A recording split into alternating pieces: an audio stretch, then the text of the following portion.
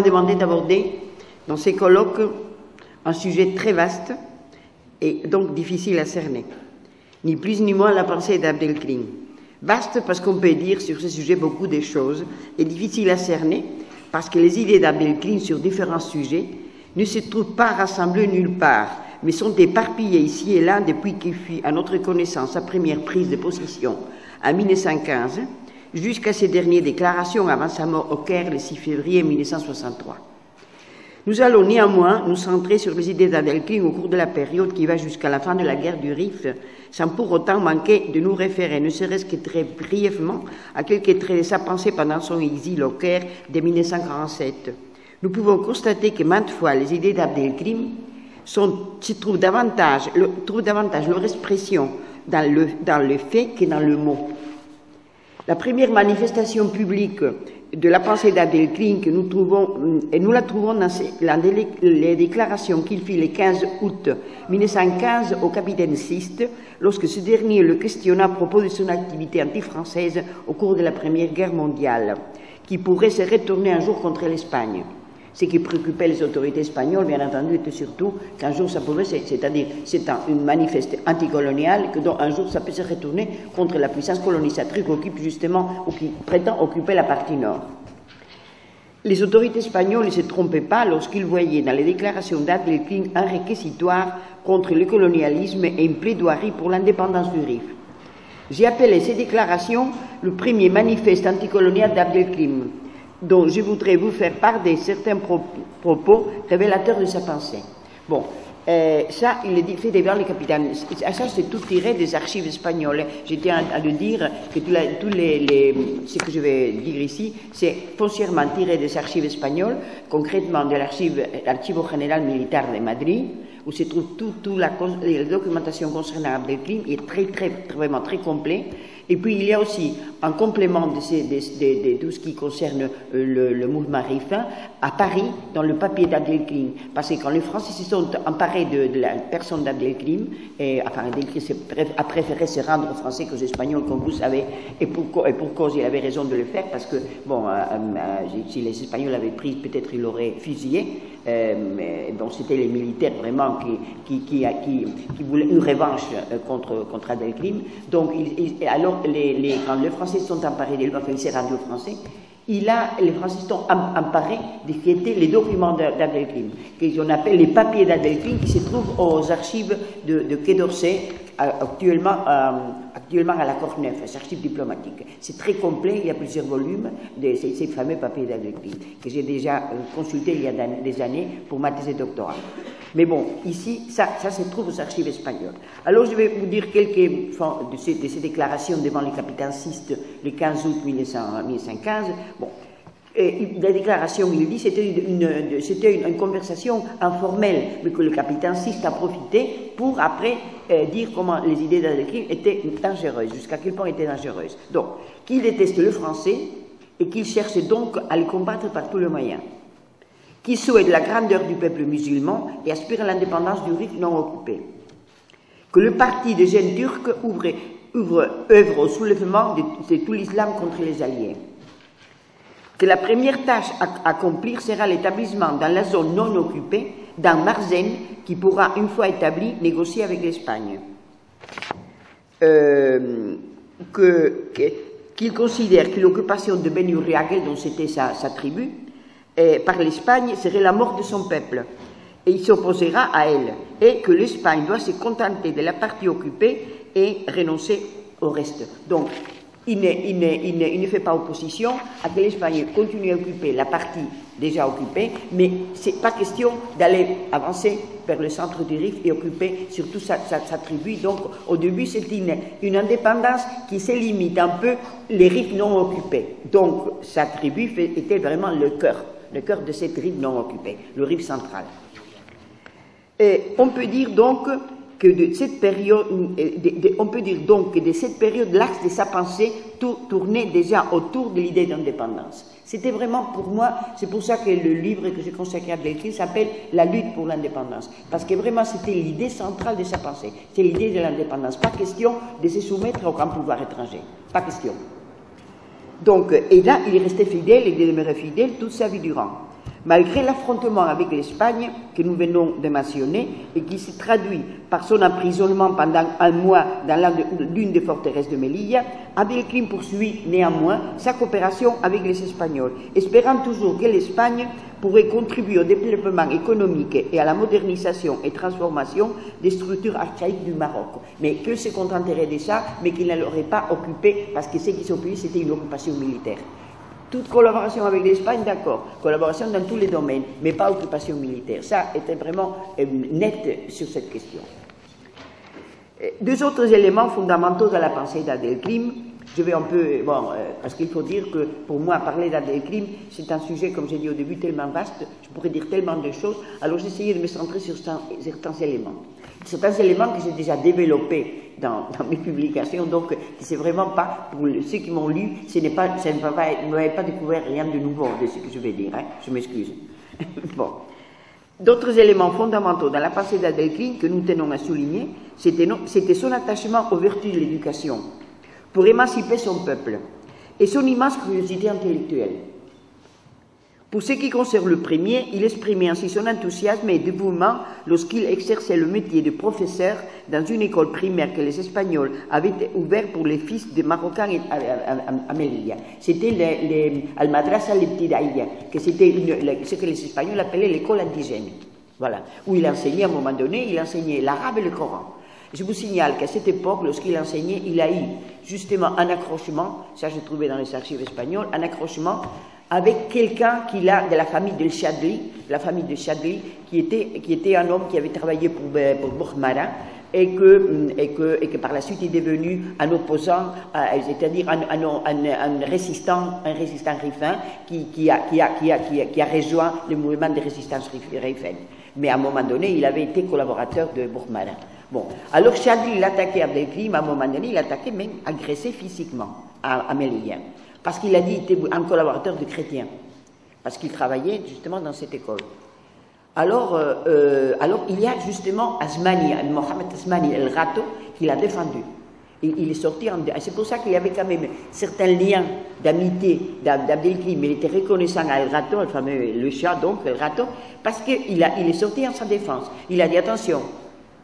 Il collabore à une école où il est pour l'enseignement des enfants de Marocains qui sont à Melilla, c'est pour leur éducation, il leur enseigne l'arabe et le Coran. Donc, ce n'est pas que vous dites qu'est-ce que c'est cette attaque, de qu'il est un collaborateur de chrétien. Il faut voir dans l'esprit où il enseigne dans cette école. Donc, c'est donc une chose là, l'importance qu'il donnait à l'éducation.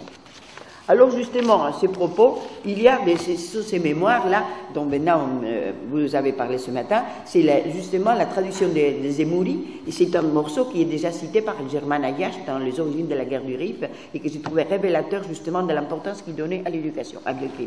Il dit à ces propos, « À ce poste, je m'acquittais entièrement de mes obligations, en y employant tous mes efforts.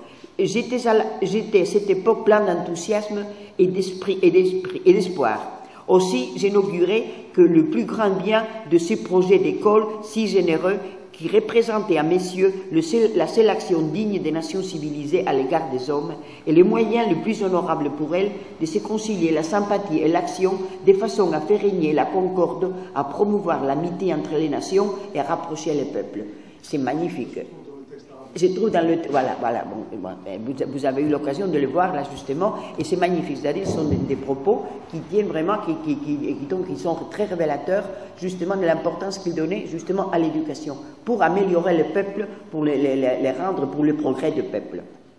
Pour ce qui concerne le deuxième élément, sa curiosité intellectuelle, il faut dire que parallèlement à son activité d'enseignant, il consacrait au journalisme, comme ça on le sait aussi, c'est une chose qui est connue, et il a consacré une chronique quotidienne en arabe aux premières pages du Télégramme du Rif. Ces sujets est traité assez en détail par Ayache, justement, qui traduit certaines parties des articles d'Abdelkrim dans le Télégramme del Rif. Mais cette expérience de journaliste a permis sa formation politique et lui permis de diffuser ses convictions d'alors. C'est-à-dire que c'était un moyen pour lui, justement, d'exprimer sa pensée. Elle contribua également à guiser son immense curiosité intellectuelle.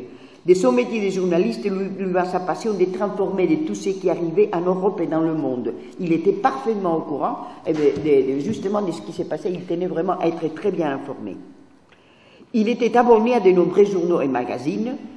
On sait déjà ça aussi par les archives, soit justement les papiers d'Adelclin ou des archives espagnoles, comment il était abonné à plusieurs journaux. Alors là, il y avait même au moment où il a rompu avec l'Espagne, il gardait toujours l'abonnement, il recevait toujours ses revues. Il s'arrangeait toujours pour les avoir en plus, ce qui est incroyable, par des Alhucemas, par le Peñón de Alhucemas ou bien par le Peñón de Vélez, où il avait toujours gardé des amis et pouvait recevoir le journaux et les revues. Sa soif d'apprendre était inépuisable. Et ouvert à tout ce qui représentait le progrès, il n'hésitait pas à adopter les techniques et méthodes de l'étranger qui allaient dans ce sens. Lorsque les troupes espagnoles et à l'heure de la Légion investirent à Ajdir, capitale de la République des Rifs, le 2 octobre 1925, trouveront dans la maison d'Adelclin, avant de la raser et de l'incendier, 600 livres en espagnol. Donc, il lisait beaucoup et il tenait vraiment à être informé. Un autre trait de la personnalité d'Adelclin fortement enraciné dans sa pensée, c'était son sens aigu de la dignité et de la justice. Plusieurs exemples de l'époque où il exerçait la fonction de secrétaire-interprète en 1910, puis de cadi en 1913 au Bureau central des affaires indigènes, en sont témoins. À une occasion, ça c'est tout tiré des archives espagnoles, c'est-à-dire ce sont des documentations que j'ai trouvées dans les archives espagnoles. À une occasion, il s'est plaigné de son salaire inférieur à celui d'un autre employé, notre employé faisant le même travail que lui. Et à une autre occasion, a travaillé sur une table située dans un recoin d'une pièce mal éclairée. Il a dit c'est inadmissible et je ne travaille pas dans ces conditions. Il a dit il considérait qu'il était maltraité par l'administration et qu'il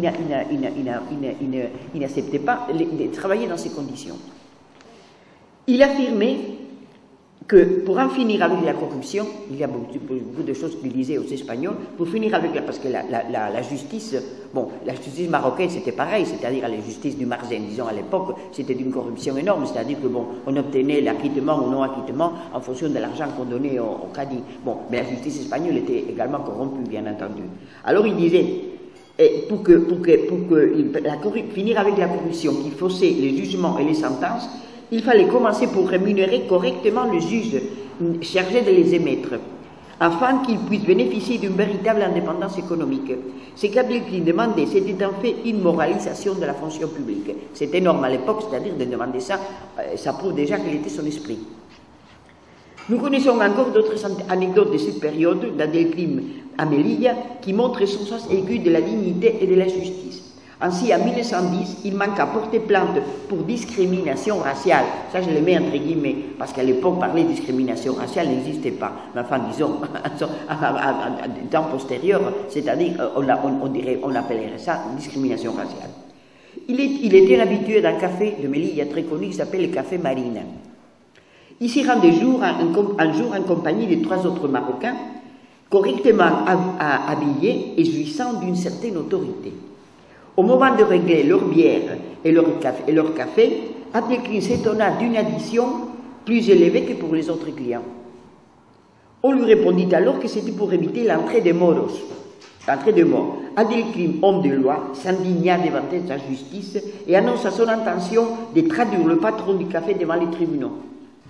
Pour rester en bon terme avec ces notables indigènes, bien sûr, les autorités espagnoles réglèrent finalement l'incident en posant une forte amende aux cafetiers pour les dissuader de recommencer. C'est-à-dire, mais lui, il était prêt à aller plus loin et porter plainte. Il a dit c'est une discrimination de ne pas accepter ses clients dans un café. Donc, et ça, c'était en 1910, c'est énorme. C'est-à-dire que vraiment, on a beaucoup. Moi, je me rappelle que les premières lois contre la discrimination dans les cafés ont été dictées en France dans les années 70, je crois. Bon. Nous assistons à un élément de l'Espagne, décembre 1918, puis à la rupture en 1920, en réaction à l'avance des troupes espagnoles en direction du Rif central, à la suite de la nomination du général Fernández Silvestre au poste de commandant général de Melilla en février de la dite année. Bon, alors ça, je crois que ça c'est suffisamment connu. Bon, cette avance, on sait qu'elle fut possible grâce à ce que les tribus étaient affaiblies par la misère et la famine, qui durait depuis plusieurs années de récoltes, de mauvaises récoltes, et qui ne peuvent pas, dont les tribus étaient incapables d'opposer une résistance à l'envahisseur. Alors c'est alors qu'à ce moment-là, Adelclin décida de rejoindre le sentiment de la majorité des gens de Satuí, prendre la décision de se dresser ouvertement contre l'Espagne. Mais comme il déclara à plusieurs reprises, Abdelkrim, il distinguait toujours entre l'Espagne, entre le peuple espagnol auquel qu'il ne voyait pas comme ennemi, et les militaires, qui arrivaient dans le Rif dans un esprit de conquête, opprimant et brutalisant les gens, les habitants. C'est-à-dire que là, il aurait voulu vraiment, à plusieurs de on le sait encore par les documents, comment il aurait voulu arriver en accord avec l'Espagne. Il essayait pendant tout les guerres du Rif, et il a eu plusieurs essais d'arriver à un accord avec l'Espagne, mais bon, ça ne fut pas possible parce que vraiment, pour lui, la question fondamentale, et ça on le sait même à la dernière conférence, on essaya de faire une conférence de paix, cette fois pas seulement avec les Espagnols, mais aussi avec les Français, ce fut la conférence d'Oujda, peu avant la reddition d'Abdelkrim, le 27 mai 1926, peu avant, en avril-mai, il y a eu, comme vous le savez, la conférence d'Oujda, qu'on essaya donc de... Mais là, lui, il était ferme sur le fond, c'est-à-dire peut-être souple dans la forme, mais ferme dans le fond. C'est-à-dire pas question d'accepter comme principe, il faut que l'autre accepte le principe de l'indépendance du Rif. Il restera donc ferme sur le principe. La réforme agraire. La réforme agraire, il a dit, mais oui, la réforme agraire aussi, Bougival m'a parlé de ça. Et j'ai découvert dans des documents espagnols qu'en effet, à un moment donné, les Espagnols ont dit, il faut rendre les terres à ceux qu'Abdelkrim s'est approprié de ces terres pour donner aux gens. En effet, il avait tout ce qui était des collaborateurs, chose qu'il avait été à l'origine lui-même. Tout ce qui avait été collaborateurs des Espagnols, qui étaient des gens puissants, des notables, de prendre ces terres et les distribuer parmi les gens pauvres des tribus. Donc ça c'est vrai qu'il a essayé des réformes agraires basées sur ces termes. Bon, alors ce qui concerne les idées sur le pays occidentaux, on voit très bien la lettre qu'il a écrite aux nations civilisées, qu'il résumait à la fois l'admiration et la révolte qu'il inspirait. Il les enjoignait à agir pour le bien-être de l'humanité entière en abandonnant de toute religion et de toute croyance. Parce qu'il faut dire aussi une autre chose qui concerne les croyances. Abdelkrim était un bon musulman, mais il n'était pas du tout un sectaire. Il a dit toujours, la religion c'est une affaire personnelle de chacun. Donc vraiment, il était un homme, pas sectaire, mais un homme d'esprit ouvert. Bon, alors, il a dit en se plaignant du comportement des nations occidentales qui disaient une chose, proclamaient des idées, et puis faisaient le contraire en ce qui concerne le peuple colonisé. Il disait à ses propos, il est temps que l'Europe, qui a proclamé au XIXe siècle sa volonté de défendre la civilisation et d'élever l'humanité, au XXe siècle, de défendre la civilisation et d'élever l'humanité, fasse passer par ce noble principe du domaine de la théorie à celui de la pratique. C'était la lettre d'un homme qui croit au progrès et à la liberté. Il réclamait les droits de tout peuple à décider de lui-même de manière entièrement autonome de lire sa constitution. Pour lui, la paix et le respect des droits de l'homme dépendaient de l'adhésion de ces nations civilisées aux principes qu'elles avaient elles-mêmes énoncés. Ses sentiments à l'égard de certains pays comme la France étaient contradictoires. Par exemple, on sait, parce qu'il a déclaré à plusieurs reprises, d'ailleurs j'ai trouvé certains documents, des déclarations qu'il a fait à un journaliste, il admirait, par exemple, la France, il admirait la France des grandes idées de liberté, égalité, fraternité, mais il y avait l'autre France, la France colonialiste, qui opprimait les peuples et qu'il détestait. Donc il avait ces deux sentiments. Alors, bon, écoutez, je vais dire que je n'ai pas le temps de développer encore beaucoup plus de ça, mais bon, il faut dire que pendant son exil au Caire, je n'ai pas le temps, donc je vais finir, en tant que président du comité de libération du Maghreb, fondé en 1947, il observa et soutint les mouvements d'indépendance. Pour lui, la lutte pour la libération du Maroc était indissociable de celle de la Tunisie et de l'Algérie. Il ne concevait pas la lutte du Maroc seulement. Pour lui, c'était l'indépendance des autres peuples du Maghreb. C'est pour ça que lui, il a toujours regardé avec méfiance tous les accords, comme on avait fait, il a dit c'était des soumissions à des accords avec la France, par exemple, concrètement du Maroc. Alors, fidèle jusqu'à la fin à ses principes et à son combat pour l'indépendance, il refusa toujours de rentrer au Maroc tant que des troupes étrangères y demeureront. Bon, ses rapports avec le Marzen ou avec les sultans devenus rois par la suite, enfin, il était encore sultan, n'était pas toujours très bon. C'est-à-dire, bon, il a reçu beaucoup d'invitations à rentrer au Maroc, il a toujours refusé parce qu'il n'était pas d'accord avec certaines choses. Mais bon, on n'a pas le temps de développer ça, peut-être au cours du débat. Voilà. Merci.